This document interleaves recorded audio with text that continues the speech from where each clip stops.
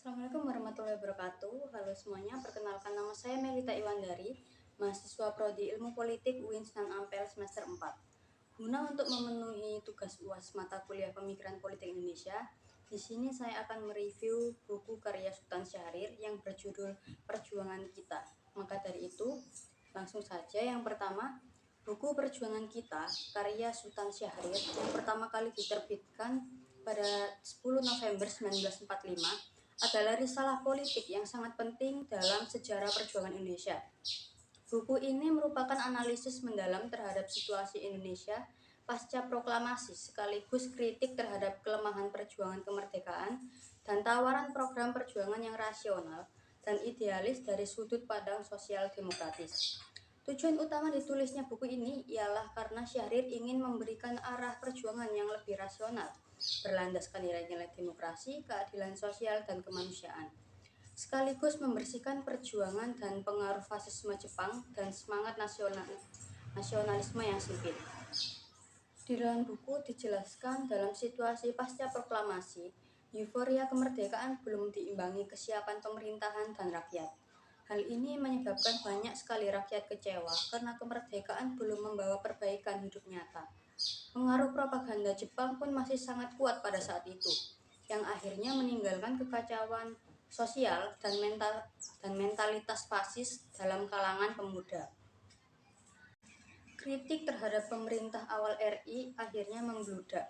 Pemerintahan Republik diisi oleh orang-orang yang dulunya kolaborator Jepang, yang dipandang tidak punya jiwa kepemimpinan yang kuat. Mereka juga tidak ada upaya serius untuk menyusun tatanan pemerintahan yang demokratis ataupun berpihak pada rakyat.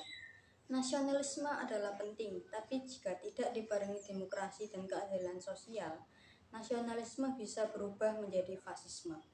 Sultan Syahrir pun menulis dalam bukunya, membenci bangsa asing bukanlah cinta tanah air. Semangat kebangsaan yang sejati lahir dari keadilan dan kemanusiaan. Dalam buku berjudul Perjuangan Kita karya Sultan Syahrir ini pun, Syahrir menuliskan mengenai revolusi kerakyatan dan revolusi elit. Ia membedakan kedua revolusi ini menjadi dua wajah. Yang pertama, keluar tampak sebagai revolusi nasional dan ke dalam harus menjadi revolusi sosial. Bukan hanya mengusir Belanda, tetapi juga menghapus feodalisme, memberdayakan buruh dan tani, dan membangun masyarakat yang adil. Syahrir bahkan sudah mengusulkan industrialisasi dan koperasi sebagai jalan keluar jangka panjang. Buruh harus tersusun rapi dan berjuang bersama buruh internasional melawan kapitalisme global. Tani harus dibebaskan dari feodalisme, desa harus dimodernisasi, bukan ditinggalkan. Indonesia tidak bisa hidup dalam isolasi. Kekerasan terhadap bangsa asing dan kekacauan internal hanya akan membuat dunia tidak percaya pada republik ini. Maka menurut Syahrir, perjuangan harus dijalankan dengan cara yang beradab, terukur, dan bermartabat. Syahrir menyerukan dibentuknya partai revolusioner yang rasional, modern, dan demokratis. Pemerintahan juga harus melibatkan rakyat dari desa hingga pusat melalui wakil-wakil rakyat yang dipilih langsung. Tanpa partai dan demokrasi, perjuangan akan hilang arahnya. Jadi, kesimpulannya mengapa buku ini penting untuk kita baca? Karena kita kembali melihat nasionalisme sempit yang anti asing dan anti kritik. Demokrasi formal tidak diikuti dengan keadilan sosial yang nyata. Politik kehilangan ideologi dan arah.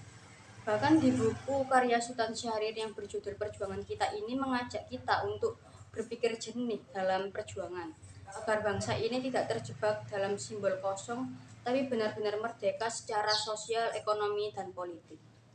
Buku ini bukan sekedar kritik, melainkan platform ideologis dan program aksi. Ia menjadi salah satu dokumen paling penting dalam sejarah Indonesia modern, dan menunjukkan bahwa Syahrir adalah pemikir politik yang jauh melampaui zamannya, yang mencoba membumikan nilai-nilai sosialisme humanis dan demokrasi progresif di tengah revolusi yang penuh kekacauan. Mungkin sekian penjelasan yang bisa saya sampaikan. Mohon maaf apabila ada salah-salah kata. Wassalamualaikum warahmatullahi wabarakatuh.